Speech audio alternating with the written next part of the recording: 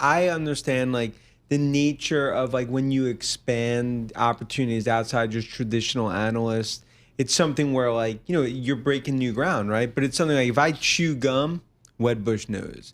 And the reality is that I get the criticism, but look, it's something like for 25 years being bullish on tech, being bullish on AI revolution, it's led to obviously Right. other opportunities, but it's something where, it's I get the criticism. I want to go back to first principles here. There's a couple courses we took on network effect, on Metcalfe's law, on Ethernet study here, and the answers that devolved into spectacular profits for a very few. Michael Mauboussin just being iconic on this early work as well. It's still in play, right? When I look at Google's profit machine, it's about Metcalfe's law.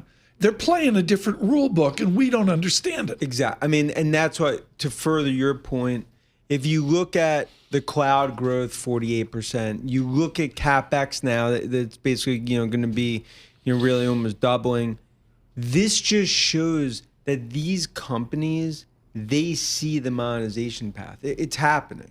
Now, investors be like, well, why would you not slow up? Because they have to accelerate because of the arms race that's playing out. So when you look at earnings season the last few weeks, it's further validated that this is not a bubble. This is an AI revolution. The monetization just started. And it's my view, like to view it that software, and it's essentially what I'll call an Armageddon-like environment for software. And I think this is going to be viewed as, I think, a time where software names have gotten so oversold. I'd have to go back 25 years, maybe 2 or 3 times that I've ever seen a moment like this. So how do you respond to the concern that some people have that AI poses a fundamental threat to certain aspects of software, specialized software, application software? Look, I think on the edges down the road, is it a headwind? Yeah. But then on the other hand, like for a Salesforce or ServiceNow, for an Adobe, for large work that you could argue that AI is actually a tailwind, but they just haven't seen the monetization yet. Because it's ultimately the use cases are going to be built by software. I mean, Palantir being the first one, you could say Snowflake, Mongo are next in line. And I just think the view that software is done, that you're going to have companies that are going to go away from a Salesforce to a Claude or an Anthropic model is just, right. It's somewhere between ridiculous to fictional or whatever. Are you seeing the major software companies, let's pick on MSFT, are they having conversations at Redmond to say we're down 26%? Do we take debt to buy back shares and other creative, I mean, do they want to be opportunistic given this AI frenzy? Well, look, I think this is going to create a massive M&A cycle in software. Because to Tom's point, like if you look at the cash flow, both on the PE side as well as on the strategic, and you look now where these software companies trade, if you think about maintenance ARR, you basically would have to assume that numbers come down 25% the next 3 years, not to buy the sector. Dan Ives with us, folks, worldwide. We're thrilled to have him on. Robert Schiffman with us later, the best in conversation on technology. Okay, you know where I am on Tesla. You and I sit up in the food court over cheese. I have Cheez-Its. Ives has something granola. And you had a I can't bullish pronounce. scarf you were wearing too. Okay, but but the bottom line, Dan Ives, is they're going to take Tesla, taking out 2 vehicles, something new's going to happen. They're going to run it into XAI, whatever the hell that is, and they're going to fund it through Starlink. Are things in space going to make this accounting work? Well, it's my view that Tesla and SpaceX eventually merge. Like okay. So this is X and XAI, XAI, SpaceX. Is there going to be a legitimate red herring? Is there going to be a legitimate process, or is it just Musk blather? No, I think it's a legitimate process. I think this is all step by step in terms of what's going to happen. I think the reality is, okay, like, well, why would Musk do this? Because essentially, when you look at XAI, that's so much of the AI technology now that's within SpaceX. SpaceX basically being the vehicle that obviously gets you to space. It's Musk's view where he's basically creating his own ecosystem. You talk about circular financing and everything else. He's internally building this. What I would argue is probably going to be the biggest AI company in the world. Is this whole new thing, this SpaceX/XAI, is that going to go public this year?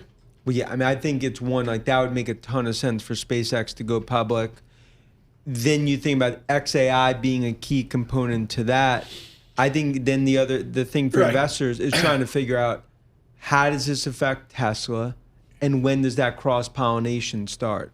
Okay, Bitcoin is 69,000. We haven't broken down below, but everybody's paying attention. 69,500. The fancy people at crypto say, where's the underlying? Where's the underlying on the combination of SpaceX, XAI, and Tesla? What's the underlying free cash flow generation? I mean, look, it's my view, autonomous and robotics alone for Tesla.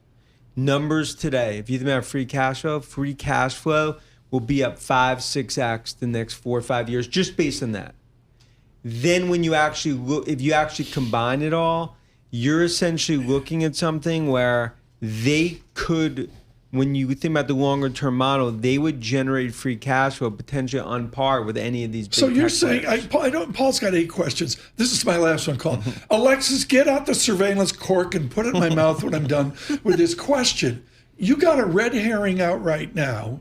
Basically, there's no profit model, and it's an innovation hope 5 years out. Is that the basic structure of the deal? XAI, let's say $1 billion a month, whatever that they're burning. So but Tom, my view is like, it's no different than the $185 billion that Google's going to spend in capex or Microsoft's doing capex. Right now, you are betting on the next 2, 3, 4, 5 years. Now, do you have to be a believer, and does that impact the near term in terms of these names? Of course. But the view from an investor perspective, and it's my view, is that we're in the 4th industrial revolution. We're in year 3 of a 10-year build out. We've had some great reporting from Bloomberg News on Elon Musk and SpaceX and XAI and this merger here. And I think 2 themes out there. The bulls are saying, hey, you're putting together the great SpaceX with arguably the leading AI company. Put those 2 together. What a great story. Others might say, boy, it kind of feels like SpaceX is bailing out XAI or vice versa. But we don't know because we don't know any numbers there, do we? No, we don't. I mean, obviously the burn, we do know. which we know is probably about $1 billion a month. But for SpaceX, they're getting the AI technology from XAI, so that they ultimately need. If you think about this being what I'll call an AI play, it was the first step, but they eventually go down the aisle with Tesla. Okay, I just published moments ago. We do this in real time, folks. We make it up as we go. Dan Ives with us with Wedbush. Robert Schiffman, who will be with us in the next hour, publishes moments ago. This is on the credit, on the build out of Google on AI. Alphabet now, AI capex poster child, but risk is low. He looks at 127 billion cash balance. And again, Dan Ives, I go back to these things are profit machines. Like, do you say the capex is almost a rounding error spread out over 2, 3, 5 years? For every dollar you're spending in capex, you're basically going to generate 40-50% free cash flow on every dollar that you're investing in capex. I mean, if you go through the numbers, and that's why it's my view, you're going to continue to put as much into this, given the cash flow machine that you've seen Alphabet produce, what I believe Microsoft's going to produce, and I think so many other tech companies that are going down this path. And they have no choice but to go down the path, despite maybe like stocks this week or whatever over the last few weeks. Okay, but his paragraph below is Oracle. Do you envision the Ellisons have got to, at some point, jettison Oracle because they don't have the EBITDA to fund all those hopes and dreams? But I think that's why they did the 45 to 50 billion. They laid it out in terms of the transparency, how they're going to raise the capital. And I just continue to say investors, okay, let's say Oracle never touched OpenAI, the 300 billion. They didn't touch any of these deals. Okay. So you're saying, would you spend 30 billion, 40 billion in the hopes that you could get 500-600 billion over the next 4 or 5 years? Any company in the world is going to take that. Now, that's why like Oracle's stock being such an overhang on this, the math of it is this is essentially giving them the opportunity to change the trajectory of their company, become a huge player when it comes to, the 4 to 5 trillion that's going to be spent. That's why they're doing it. Given some of the sell-off here in software stocks, what are your top picks here on the weakness? look, I think the one that is the most oversold relative to the install base, free cash flow, and where they sit is Salesforce. Okay. No, am I saying like, has Bloom come off the rose and Benioff and Salesforce? Is this disruptive to the business model? Yes. But to say that the stock right now is basically trading in almost, you have to assume that this is a structurally broken company, which it's not. Yep. And then I'd say cybersecurity. Look at a name like CrowdStrike, and then on the hyperscale. Look, if you look at the sell-off on Microsoft here, I think it's one of the most head-scratching sell-offs that I've seen in my 25 years. So how do they respond to that? That's what I want to know. And they're going to have... Their CFO's got to be... Who's their CFO? I don't even know. Are you their CFO? No. Again, it's one where, to me, they're going to have to do something significant here to make a statement to the market about their stock and about their confidence. And I think, it's ultimately... Amy Hood. What does Amy Hood say to Nadella? Are you kidding me? But Amy Hood, in my opinion, not just in tech, but across, I think just across any major public company, is probably a top 5 CFO out there. Yeah. So Amy Hood's not someone that's just going to sit here and watch this and do nothing. Wait a minute. She went to Duke. Sure she did. Solved. Exactly. Problem Exactly. solved. So what is the conversation you're having with clients? Is it panic? Is it I'm selling now and I'll think about it later? I'm hearing from clients I haven't heard from in a decade. 7 years, Okay, yep. 10 years.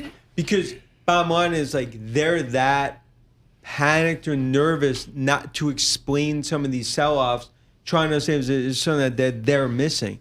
And my whole point is like, look, in covering this going back to the late 90s, like we've been through times where like whether it's bubble, burst, financial crisis, this is one, it's a structural sell-off on software that's unlike anything in terms of just core structural that I've ever seen in my career. Okay, in 90 days, when Microsoft does Q2, so like, ending March 30 and you wait 30 days or 40 days, they're going to come out with a report. It's the same old cash generation, right? And I'd say accelerated relative to what they got. I think the only reason the stock sold off so dramatically, it's because not all the capex is being allocated to Azure, which that's what investors want to see.